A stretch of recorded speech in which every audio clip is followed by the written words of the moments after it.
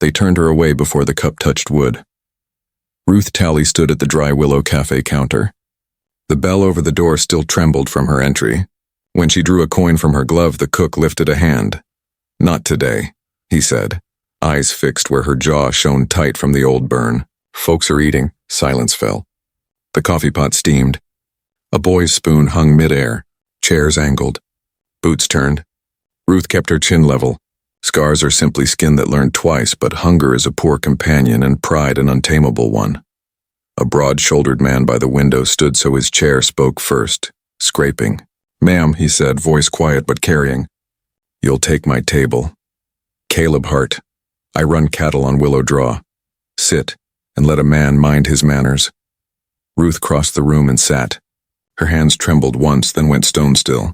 She would not beg warmth here. The cook hesitated, then filled a mug and set a plate with more clatter than needed.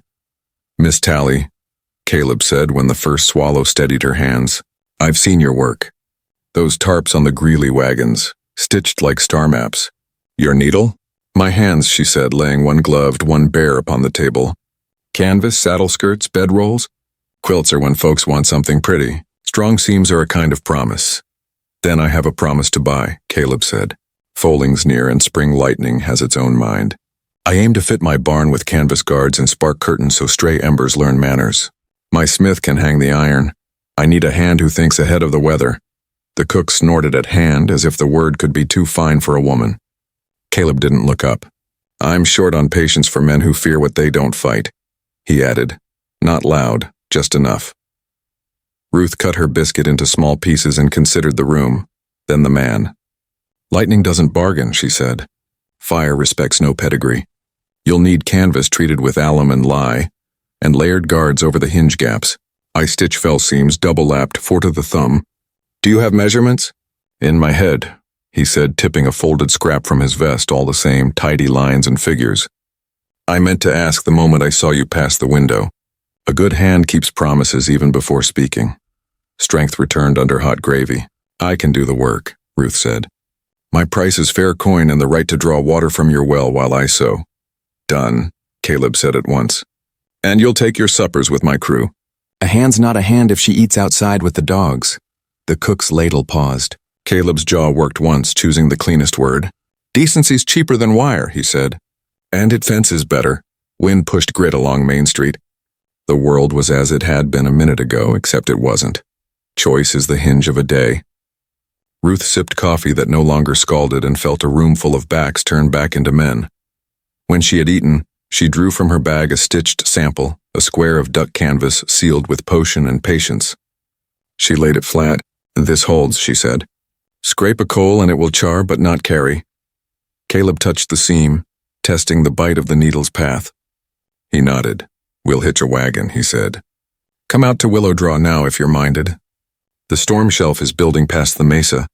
You read a barn best when the air smells of tin and sage." Ruth's glance took in the door, then the room that had measured her and found her lacking. The boy with the hovering spoon watched with ordinary curiosity. She smiled, small first of the day, and stood. "Work is the best petition," she said, half to herself. She wrapped the sample, lifted her bag, and did not put the glove back on. At the door, the cook said, "You'll want a slice for the road." He wrapped the pie in paper and pushed it across without looking up. Ruth took it and nodded. They stepped into the wind. Caleb's wagon waited, a good team between its shafts. The sky was stacked gray. The smell of rain came like iron and lavender. "Miss Talley," Caleb said as he gathered the reins. "You'll see I keep a place set. A table tells on a man." She climbed beside him, skirts clear of the wheel hub, pie wrapped safe, the sample tucked against her heart. Dry Willow shrank with each turn of the wheels, and the road opened like a seam ready for stitching, straight where it could be, curved where it must. A day had hinged, and it swung wide. The road unrolled like a canvas waiting for a first stitch. They crested the low rise where Willow Draw opened like a held breath. Caleb's spread lay plain and workmanlike, a windmill ticking, corral square, a long barn silvered by hard weather. A mare stood belly-heavy by the fence, ears pinned to the storm shelf darkening the west. Caleb set the brake. "Lightning took Johnson's hay shed in August," he said. "We hauled till dawn and still lost 2 stacks and a mare. I won't let chance make law here again." Ruth climbed down and tasted tin over sage. She touched her scarred jaw, not to hide it but to remember what heat teaches. "Where's your pump?" "By the smithy." He led her past the corral where the mare brushed her sleeve. The smith, Tom Brindle, looked up from his anvil. "Tom," Caleb said, "this is Miss Tally. We'll hang spark curtains before that sky decides." Tom nodded. "If it keeps the roof where a roof belongs, I'll heat what she marks." Inside the barn, the air was sweet with hay and harness soap. Ruth walked it like a schoolmaster, counting by touch. Hinge gaps, door sweeps, the loose board that would gulp air when a gust drove through. She measured with a cord and thumb, marking figures on feed sack paper with a nub of charcoal. "You'll want 12 bolts of number 10 duck for full curtains," she said. 6 in meanness. Alum and lye for treatment. Vinegar to settle the bath. Pine slats for battens, grommets, and rings. 2 barrels of sand by each door. 3 by the loft ladder. A man can outrun a rumor, not a draft-fed fire. Caleb nodded. "We've alum. I'll send Jonah for the duck. Freight hits tomorrow if the track holds." Ruth sketched a scalloped edge. Swallowtails to break the pull. "Straight hems lift," she said. "Weight with slats. Stitch pockets 6 inches apart. Fell seams here and again along the strain. 4 to the thumb and you won't tear it by hand." "You'll have hands," Caleb said. "Mine, Tom's, the boys can haul." "You keep the pattern," she looked up. He met her without flinching. "I keep the pattern," she said. "I'll need a drying line high and clean. Wind will do the rest." They stepped out. Caleb pointed at cedar posts ready to set. Tom fetched wire. Soon a line stretched from cottonwood to cottonwood. Jonah, 16 at most, ran rope through his palms. "Ma'am," he said, shy, studying her scars the way a hand studies weather. "Bring the big kettle from the cookhouse," Ruth told him, "and a second if your back is young enough. We'll steep canvas before the wet comes and steals our time." The sky dropped a shade while they worked. She mixed the bath with an economy taught by Burn and Winter. Enough to seal, not to waste. Alum clouded the water. Lye nipped her knuckles. She rolled the first bolt along sawhorses, turned it into the vat and pressed with a pole. Jonah copied her hands. "Why not leather?" he asked. "Heat licks leather like cream," she said. "Canvas takes a bruise, not a scar, if you teach it right." Caleb set 2 barrels where she said and filled them from the pump. Mrs. Dow from the house brought a dipper and a tin cup without being asked, and set them near Ruth's station. "Water's cold," she said. "Mind the lye," Ruth drank. "Thank you," to Caleb. "Your well draws sweet. A good well is a promise kept from the ground up. We keep what we can," he said. They hung the treated lengths on the line. Wind lifted them, then thought better of it. The cloth shone pale, smelling of alum. Tom's bored rings through iron straps. Sparks salted the dirt. Jonah tried a stitch and pricked his thumb. Ruth tested a scrap against a coal Tom raked aside. It charred and held, the black rim widened, then stalled. "That's the manner of it," she said. "We don't tempt fate with a barnful, but a proof keeps faith." From the corral, the mare blew and shifted as thunder shouldered the far hills. Ruth surveyed what they'd begun. The place looked back, house, barn, posts, men, and did not turn away. "Set the saw on small teeth," she told Jonah. "We'll cut slats 3 feet in a hand, 12 to a length. Tom, punch rings every other palm. Caleb, show where the smoke runs when the north door stands open. A curtain hung wrong betrays its maker." They stood in the barn mouth and watched dust lift, drift, and fall. Pride is a fire that cooks or consumes. Under a fair hand, it makes a home. Ruth squared her shoulders and took the first true measure. Stormlight trembled. Work answered like a prayer put plain. Work stacked like cordwood, and she matched it piece for piece. By noon, the line bore canvas like sails in harbor, pale and heavy with promise. Ruth moved between vat and sawhorse, apron damp to the waist, hands steady where steam bit. She stitched with a traveling rig, awl, palm, waxed thread. The needle went like a quiet metronome, and the seam rose neat as a plowed furrow. Jonah kept pace on the slats, counting softly and handing them up with the shy care a boy gives things that might become important. Caleb fetched what she named without fuss. Rings. Straps, a keg of vinegar when the lye wanted tempering. Tom's hammer spoke steadily from the smithy. The mare in the corral watched. Thunder backed its wagon against the mesa and waited. They hung the first curtain over the north door, slats tucked in pockets like ribs. Ruth set her palm flat and felt the canvas answer with new weight. "We'll test," she said. Tom pulled a coal with his rake and laid it in a pan. He and Jonah carried it carefully as a christening. Ruth tipped the pan to the curtain, slow, so the heat would kiss without courting. A fringe smoked and browned, but the black ring held and would travel no farther. Jonah whistled. Caleb looked not at the cloth but at Ruth, as if the held line in her eyes steadied the edge. "It holds," he said. "It won't make you fireproof," she answered. "But it buys time, and time is the first water." They set barrels by the doors and shoveled sand till their shoulders hummed. Ruth laid out the plan for the loft and ladder, hinge gaps, and the places where drafts ran like dogs. She wrote lists that read like spare poems, duck 10, rings, slats, each word a nail in sense. When the sun tipped toward the house ridge, Mrs. Dow rang a triangle from the back step. "Supper," Caleb said. "You'll come." Ruth hesitated, old habit tugging at her sleeve. Pride is a window. A person looks out or bars it up. She nodded and scrubbed her hands clean. Inside, the table was long and plain, scrubbed pale. Plates waited. A chair stood empty near the head, not tucked away as a spare. Caleb pulled it back without explanation, and Ruth took it without protest. Tom, Jonah, Miguel, and Dane took their places. Grace went up in Mrs. Dow's dry voice, short and honest. Caleb served stew and cut bread with a knife that had seen travel. "Miss Tally keeps us from foolishness," he said. "We'll see if she can be tempted by choke cherry jam." Ruth ate like a modest fire, steady and grateful. Conversation found its measure without crowding her. Tom spoke of a contrary colt. Miguel told how lightning walked the prairie last spring. Jonah asked about the stitch, and Ruth showed him a tighter way to lock the thread, her hands guiding his without ceremony. After the plates were stacked and the hands drifted back to chores, Caleb set a small parcel by Ruth's elbow. "A thing I kept," he said, "from my mother's mending chest." Ruth unwound twine, lifted paper, and found a sailor's palm. Leather worn smooth, the brass thimble plate bright as a coin. "She used it when the wagon top tore in a Chinook," Caleb said. "Sewed by lantern. I reckon it belongs to the person mending this place now." Ruth weighed the palm, slipped it on, felt the rightness like a song found on the second verse. "I'll keep it busy," she said. Before dark, she walked to the drying line. The treated canvas breathed in the falling heat. Beyond the corrals, the land lay spare and attentive, listening. First stars posted over the rim. Thunder muttered farther off. Caleb joined her, his coming like weather. "Storm's thinking on it," he said. "So are we," Ruth answered.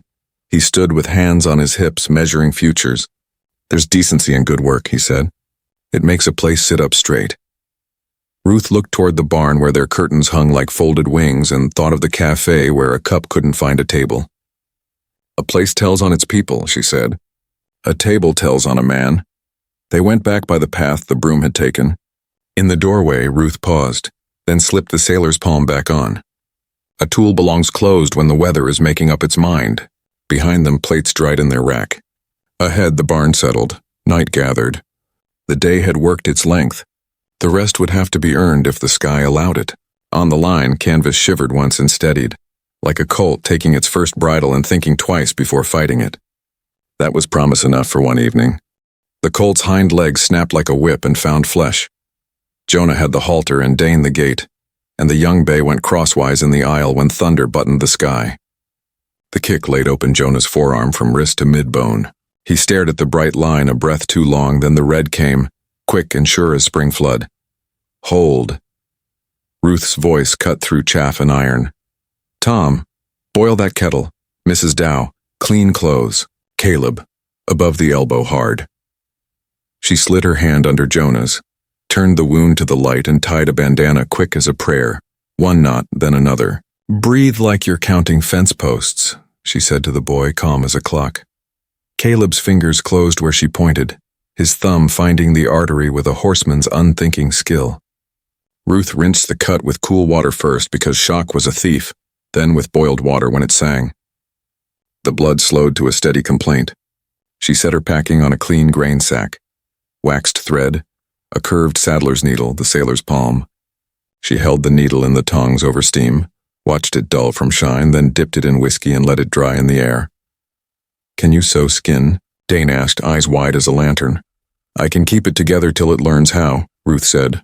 To Jonah, "Look at that knot in the beam. When I say pull, pull your breath slowly to it." She braced the boy's wrist against her knee. The sailor's palm gleamed on her hand like honest brass. The first stitch took with a decisive bite, the curve sliding through skin as if canvas had learned to bleed. She placed each throw a thumb width apart, neat, unhurried, counting under her breath. Jonah obeyed her measure. When he flinched, she paused, pressed her forearm to his, and the pulse they shared steadied them both. She tied off with the square certainty of a well-made seam and laid clean cloth and honey over the line. "Honey?" Miguel said, incredulous and respectful at once. "Keeps the wicked out and the good in," Ruth answered. "We'll change it when it tells us to. Keep it high." No barn work for 2 days. She looked to Caleb. He nodded like a verdict. The colt trembled in the corner, head high, eye white as a cloud edge. Ruth moved to him without hurry. She spoke as if telling him a truth she'd learned the hard way. "It was Thunder, not you. You've still got your job." She palmed his forehead, slid a fold of canvas over his eye, and pressed the soft place near the lip. The colt blew once long, the fight easing out of him the way wind leaves a room when windows are opened against themselves. "Back to it," she said. "If the sky means to try us, we're going to give it something to do." By afternoon, she had the men running a drill like a dance they'd known in another life. She rang the triangle twice.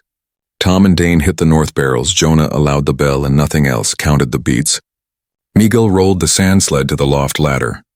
Ruth chalked arrows over the doors, small and plain, because panic reads a sign like a child, not a scholar. 3 rings, north door. 2 south. Continuous is the roof. If the roof speaks, you don't argue. They practiced slamming the curtains home till the slats knew their pockets in the dark. Tom timed them with a poker tap to the rail. "Again," Ruth said, not raised voice, and they beat their last count by a breath. She marked tallies on the jam with the side of the chalk and blew the dust from her fingers. Caleb watched without standing aside. He carried, he braced, he hauled the ladder when she pointed.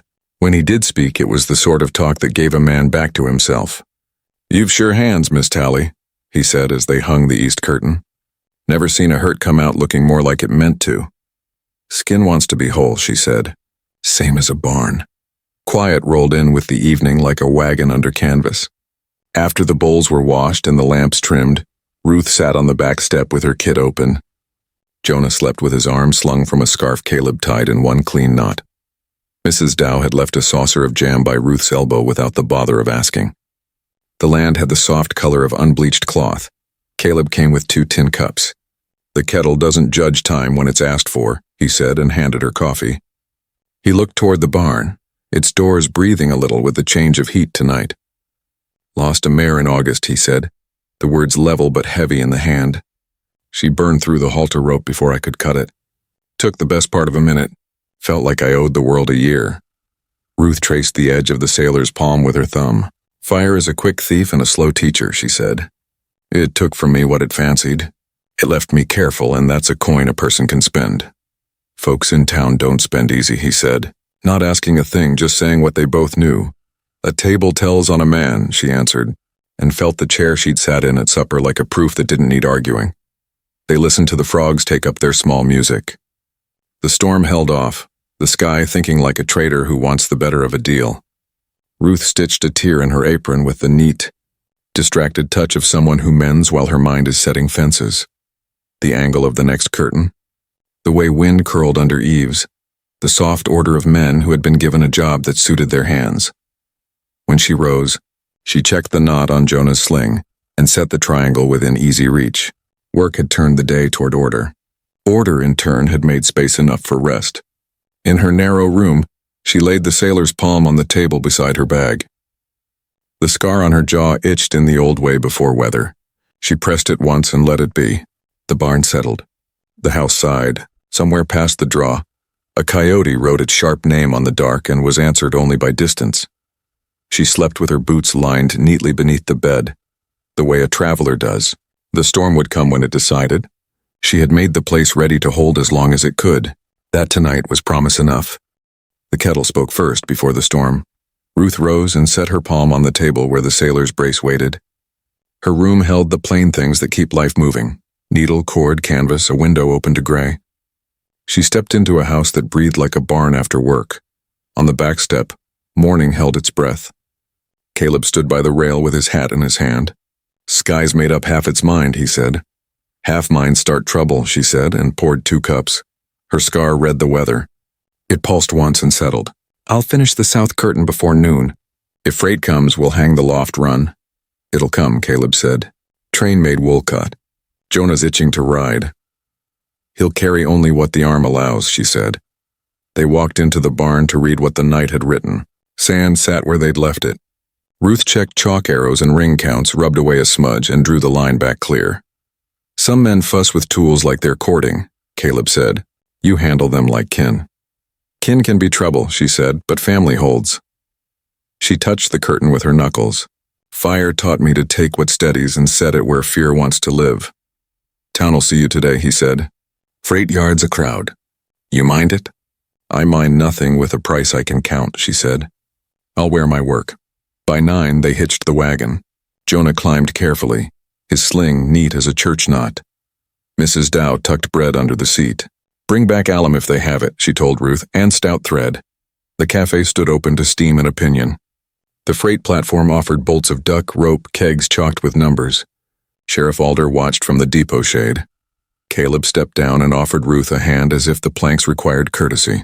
She took it. A hand offered clean is good sense. 10 bolts of number 10, she told the agent. Rings for each curtain. 2 kegs alum. A pound of beeswax. Brass grommets, 100. The man counted with a pencil and a doubt he didn't voice. You making sales? Shelter, she said, and met his eyes until he looked to the ledger. A small crowd pooled. Harlan Pike, who wore land claims like badges, tipped his hat. Hart, he said, friendly as a splinter. You outfitting for rain you can't stop? I'm outfitting for minutes a man can buy, Caleb said. Pike's glance flicked to Ruth's jaw and back. Seems you've hired a seamstress with a sermon. Town's got rules about whose hands stir which pots. Town's got habits, Sheriff Alder said mildly. Law's thin on kitchens. Ruth kept her voice level. Work has its own table, she said. Those who pull a chair may eat. Caleb put a coin down, took the receipt, and shouldered the first bolt. Jonah followed with the second. Men parted. Some watched with a weather eye, some with mild curiosity. At the cafe doorway the cook stood, the same man who had turned her away. Ruth looked at the tables within and then at the wagon beyond. The old ache stirred and lay down again. Not today. Alder touched his brim. Miss Tally, he said. Tom says you can set a stitch that holds a colt and a storm both. Tom's generous, she said. A place could stand more talk like that, he answered. They set home. Ruth rode the tailboard to keep cargo from creeping, palm braced. A thought settled the way bolts settle when you lean right. A table tells on a man. A barn tells on a life. Back at Willow Draw she unrolled the duck and set the awl to walking. The needle bit, the wax sang, the seam ran. Caleb moved in and out of her frame like steady weather. Toward evening, the west stacked bruises over the mesa. Ruth laid her hand flat on the slats as if counting heartbeat, then looked to the yard where Jonah tested the triangle's voice. Resolve is not loud. It is exact. You'll eat, Mrs. Dow called. Weather eats too. Don't let it have your portion. At supper, the chair near the head sat waiting. Caleb didn't speak of it. He only made room so a person could sit without being explained. Ruth took the place and let the quiet work. When Grace rose, she added nothing aloud but kept 3 words plain as a tool. Keep steady. By minutes. Hold after. Lightning wrote a thin line far off. Some nights want a vow. She made one built to last, a seam as a promise. I will keep mine where fire can't break it. Behind him the house stood. Before her the dark gathered. She turned toward the barn. Lightning chose the barn and did not ask permission. The first strike walked the ridge. The second stitched fire into the eve. Ruth was moving before sound caught up. 2 rings, she told Jonah, and the triangle answered twice. South door Dane, Tom ladder. Miguel, pump. Caleb, north curtain. They came from the house and yard. Slats slid into pockets. The alum duck fell true. Caleb hauled the curtain down and tied it fast. Ruth ran its length with her palm, pressing air out, firm, practical. A spark rolled off the eave and dropped. The canvas hissed, darkened, and held. Time is the first water, Ruth said. Buy it. Tom shouldered the ladder to the hatch. Miguel primed the pump. Dane shoved the sand sled to the ladder's foot. Up, Ruth said, and Tom went shovel and wet sack. A mare cried from the foaling stall. Ruth veered in, lifted a fold of canvas over the eye. pressed the soft place near the lip and spoke low. "We've got you." Storm's loud, not wise. The mare's breath slowed. Thunder crowded the yard. Jonah, pale, steady, struck 2 rings again. Drip lines began under the eave. Ruth set Miguel's boy to wetting brooms. She dragged a barrel by its iron ring and wedged it against the draft under a door. "Leeward," she told Caleb as he came down. "Give smoke the good way out or it makes its own." He kicked the south door a hand's width and set a slat behind it. Air turned obedient. "Yes, ma'am," he said. A shingle smoldered near the hatch. Tom flung sand, tamped with the wet sack, flung again. Smoke sulked and died. Sparks pattered on the curtain and went to sleep. Ruth moved like a needle, touching what needed to be touched and leaving alone what held. She checked Jonah's sling. "You sound that bell when I call, not when fear does," she told him. A bolt cracked so near that it lifted the breath out of lungs. For a heartbeat, the world was white. Then the barn's ribs hummed. 3 rings, she called, and Jonah sent the north door team too. Caleb and Dane slammed the curtain. The slats clacked into pockets. Embers skittered down the duck and died. In the stall, the mare dropped to her knees, the foal coming with a stubborn insistence. Ruth slid through the heat, knelt where straw met earth, and washed her hands in the bucket Miguel kicked to her. She reached as a midwife reaches when the doctor is a mile of the rain away. "Easy," she told the mare. "You've done harder." She cupped the slick forelegs, one then the other, easing the shoulders with the old trick half the prairie knows and none of it writes down. With the next push, the foal slid, trembled, and took the plain breath of the living. Ruth stripped the bag, rubbed the ribs with burlap, and pressed the muzzle open with 2 fingers. The foal sneezed, offended at being here. "There," she said. Miguel stared, then laughed once. "Seamstress," he said. "Stitching life itself. Same work," she answered. "Edges wanting to meet?" The pump slowed. Tom's shovel went to rest. Smoke thinned and gave up. Rain came honestly at last, sweeping the yard clean. They opened the south door wider. Air moved like thought. Caleb stood by the hatch and counted what could have been lost. He walked to Ruth and the mare and the foal that already wobbled. "You bought me the minutes August stole," he said. "We bought them," she said. "Canvas and scents and men who take a post and hold." He looked at the curtains, their black mouths of char, and at the rope marks on the rung. "You keep your promises," he said. "A seam is a promise," you said. "It holds till the learning's done," she replied. They walked the eave together, touching scorch and counting. The barn smelled of wet wood and singed linen, not disaster. The foal tried standing and won on the 3rd try. Mrs. Dow appeared at the door with a towel and a laugh. "You great fools," she said. "Get in out of the wet." Ruth stripped the damp from her sleeves and took the towel. The rain flattened the yard to a sheet of tin. Caleb turned his face to it. "Storm thought on it," he said. "We thought harder." "Thinking is a kind of shelter," she said. They let the rain rinse ash from hair and collar, not speaking. The triangle hung dumb on its nail. In the stall, the foal found the mare, and the world tipped toward right again. Night would come later and they would sleep like folks who had done an exact thing well. For now they breathed and counted the seam between danger and safety, and found it holding fast. Mockery came with the morning like burrs in wool. Ruth rode in with Caleb to return a keg and fetch wax. Dry Willow was busy, wagons tight, talk bundled, cafe steam in a ribbon. Harlan Pike waited by the post office with 2 men. "Hart," he called, stepping into the sun. "Word says lightning looked at your place and thought better. Must be those curtain sins you strung up." Caleb didn't slow. "Word is a lazy hand that won't check the fence with its feet." Storm tried. "We were ready." Pike turned his smile on Ruth. "Folks say scars draw luck one way or another. Might be you spooked the fire off. Might be you called it. Fire goes where fuel and foolishness allow," Ruth said. "We denied it both." Sheriff Alder tipped his hat from the shade. "Harlan, you done with the mail?" "Just thinking on what keeps a town in order," Pike said. "Those curtains hang over more than a barn. We get to say who eats where. That's custom. Orders men keeping to their own plates," Alder said. "Law makes sure nobody knocks them out of a hand." Caleb slid the keg to the wagon bed. "You've got a one under all that talk. Say it plain." Pike's eyes went thin. "Your lower draw crosses the claim I'm lining for irrigation. Sell me the rights and sit easy, else you'll find a custom tight door." "There it is," Ruth said, as if she'd laid a seam flat and found the weak stitch. "Water that leaves my land leaves by my say-so or by law," Caleb told him. You don't own either. We'll see what a petition measures, Pike said. They bought wax. The agent wrapped it briskly, eyes skating past Ruth.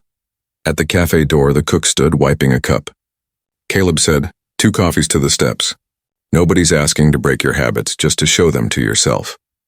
The man poured and set the cups on the threshold.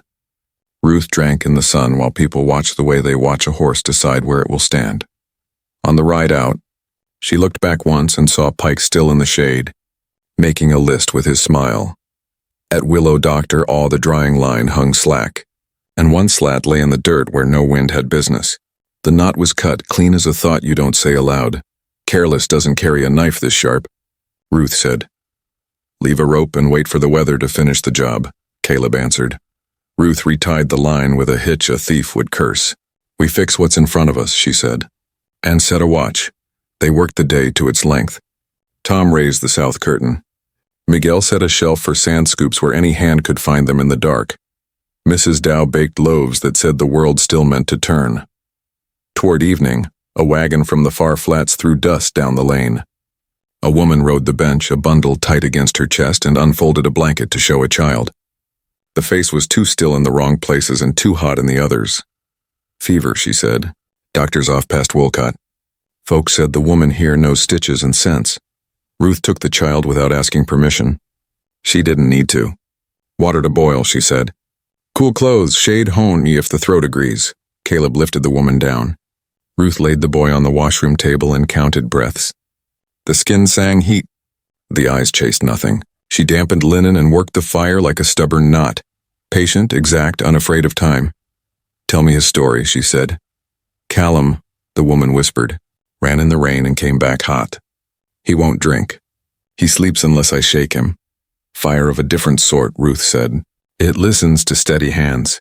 Jonah fetched water with his good arm. Caleb kept the house quiet by being there. 2 neighbors brought lemons and talked. One crossed herself at Ruth's jaw and then at her own rudeness. Ruth kept to the cool cadence the work required. Near sundown, the fever dipped a degree you could feel in the air between boy and basin. Ruth let herself exhale. We'll walk him through the night, she said. If it rises, we rise with it. If it breaks, we feed him broth and promise him a morning. She smoothed Callum's hair and looked toward the thin line of town. The windmill clicked a patient count. Stars waited above the ridge. Somewhere, ridicule took on its evening shape. Here the only custom was care, and the only petition worth signing was the one a body makes when it stands its ground and does the next right thing. The triangle was gone from its nail when the night asked for it. Callum slept shallow and hot on the kitchen table while the wind leaned on the house. Ruth dipped the cloth when a smell crawled under the door. Coal oil where no lamp should be.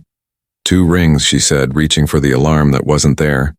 Her hand closed on splinters and empty air. Jonah read her face. He grabbed a shovel and hammered the porch rail twice. From the yard came Caleb's answer. Boots on hard dirt, a single whistle. Tom and Miguel were already running for the barn, shoulders low.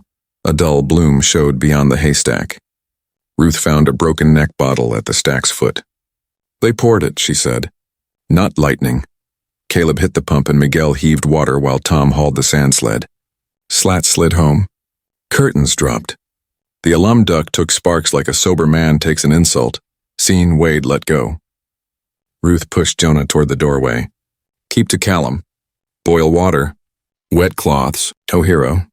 She and Caleb circled the stack, he with a bucket, she with wet burlap. Flame tried to bite. They beat it to sullen. A bottle broke at the barn threshold, sudden fire climbing like it knew a map. Leeward, Ruth shouted. Tom kicked the south door a hand's width. Miguel dragged a barrel to choke the draft. Flame lost its breath against the curtain and slumped to black char. A shadow moved inside the barn where it had no business. A door eased wider, the wrong way. Ruth was there before thought. Dane stood with his hand on the latch, eyes too bright. That stays shut to this wind, she said. Pike said just a crack, he muttered. Ruth took his wrist and set his palm on the hot canvas. Feel what you hired for. That's your wage burning if you open. He swallowed. It wasn't supposed to be like this. It never is, she said. Outside, wire rattled. A shape fled when Caleb turned. He didn't give chase. We hold the ground we stand on, he said. They saved the stack. The barn took smoke, but no flame. The pump clanked and the barrel settled to a low, honest slosh. When the worst lay down, Ruth faced Dane in the alley between stalls. He studied his boots. How much? She asked. $20 to leave knots loose and open a door when the wind came right, he said. Said nobody'd be hurt. Men who buy harm never pay the whole bill, she said. Gather your bedroll at first light. You'll sleep outside the fence till then. Tom. See? He has water but not company. Dane nodded once. They walked the line again, finding where hands had meddled. A ring twisted to fail. A sand scoop moved. Ruth untwisted, replaced, retied, adding one more hitch than habit. Trust is a strong cord, she thought, but it needs checking like any rope. A cry came thin from the house, not pain yet, not fear, but the ghost of both. Callum, Ruth breathed and ran. Inside, the steam had dropped. The boy was half off the table, dream-chasing. Jonah tried to lift him one-armed and lost grip. The wet cloth slid to the floor. Ruth took the child in his heat like a brand, laid him to her shoulder, and patted his back until his breath found itself. It climbed for a moment, Jonah said. It will do that, she answered. She wrung the cloth and laid it anew, then turned because the air had changed. Under the floor, near the wood box, a glow breathed where only cool should live. Back, she said. Jonah, door. Caleb, bucket. Caleb was beside her with water by the second heartbeat. Ruth slid the box out with her boot and found a coal no one had set, a small light nested in shavings. She drowned it. Steam grudged. She drowned it again. When the hiss stopped, she felt through the boards with her, palm until the heat told her nothing more. She set Callum down and listened, steadier. Now, this was meant to come from two sides, she told. Caleb, barn and house, he nodded. We'll watch in pairs till dawn. And after, she said. Pike buys cowards. We'll pay for courage with ours. Wind came softly. The curtains stirred and settled. Ruth laid her hand on the table beside Callum's, and the small fingers, without waking, found the seam of her thumb and held it as if that line might be the one thing that wouldn't break. Outside, the yard went quiet like a field after harvest, spent and standing. But the night hadn't finished its arithmetic. In the cottonwoods, a hinge creaked, a bit of wire twanged, and a whisper moved over dry leaves, measuring the cost of trying again for all of them. Dawn stepped over the drawer with its boots on. Ruth had pears on watch, coffee up, and curtains ready. Caleb waited at the head gate where the creek narrowed to sense. Sheriff Alder sat his horse, a folded paper unneeded in his hand. Harlan Pike rode in with two men and a clerk, hugging a ledger. Petition signed, he said. Custom lets me cut. I'll take the water. Custom isn't law, Alder answered. Touch that wheel and you trespass. Pike flicked a nod. In the cottonwood, a rope jerked. Brush along the fence found fire. 2 rings, Ruth said. Jonah banged a shove onto the iron. Slat slid. Duck fell true. Caleb ran a bucket. Ruth cut sideways, reading the wind like grain. A small shape slipped from the stoop, blanket trailing, eyes too hot. Callum, half waking, followed the noise toward danger. Back, Ruth called, and the word missed him. A bottle turned in the air, bright as a lie. She grabbed their spare curtain, snapped the tie, and threw it into the ark. Glass-kissed duck, broke, flared, and met the alum's no. Flame ran a circle, then lay down. She wrapped the cloth around the boy and took the heat on her back. The hem charred in clean rings. It held. Caleb's bucket smothered the rest. He folded canvas with her like they'd practiced. From inside the shelter, Callum spoke into Ruth's collar, small and sure as a nail. Ma. The yard went quiet enough to hear the windmill click. Pike swung down and reached for the headgate wheel. Alder's revolver was already there. Don't, he said, and made a fence out of one word. Tom and Miguel stood on Caleb's shoulder. Jonah, sling and all, took the shovel like a staff. Ruth shifted Callum to her hip. No shouting. The fight had become a choosing. Dane stepped from the fence shadow, rope in one hand, bedroll in the other. He paid me to leave knots loose and crack doors when the wind was right, he said. I did. I saw the child. I'm done. I'll answer it, but I won't help him take water that isn't his. Pike looked around and saw no hat tipped his way. File your paper, Alder said. Today you go home. Pike gathered his riders and left under a sky clearing to blue. The brush guttered under wet sacks.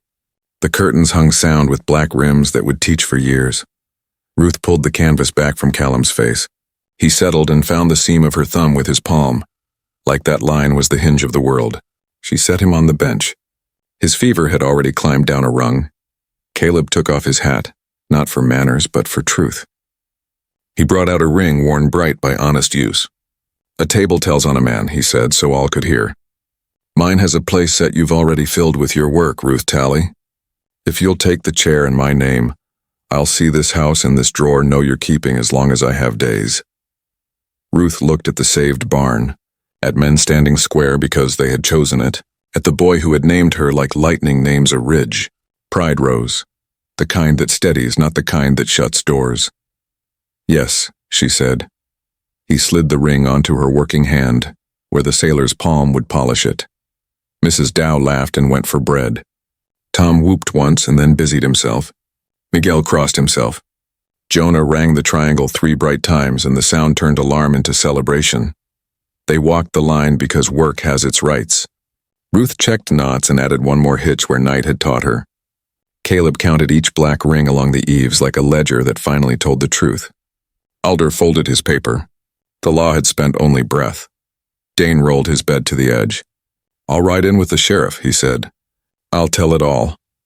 Honest accounting lifts a place's head, Ruth answered. Wind freshened. Water ticked past the gate as it always had. The charred hem fluttered like a seam that had learned twice and elected to hold. Ruth smoothed Callum's hair. Broth, she said. Then the loft run. After, Caleb said. We'll drive to town. To eat where we choose, she answered. And the two of them smiled a quiet yes that didn't need witnesses but was better for having them. Morning opened clean and bright. What had been meant for fear had settled into proof. The yard smelled of wet wood and coffee. The triangle on its nail looked like it had always belonged there, and now meant as much as a warning. The windmill counted the new day with its patient metal amen. They set the chair at the head before the bread cooled.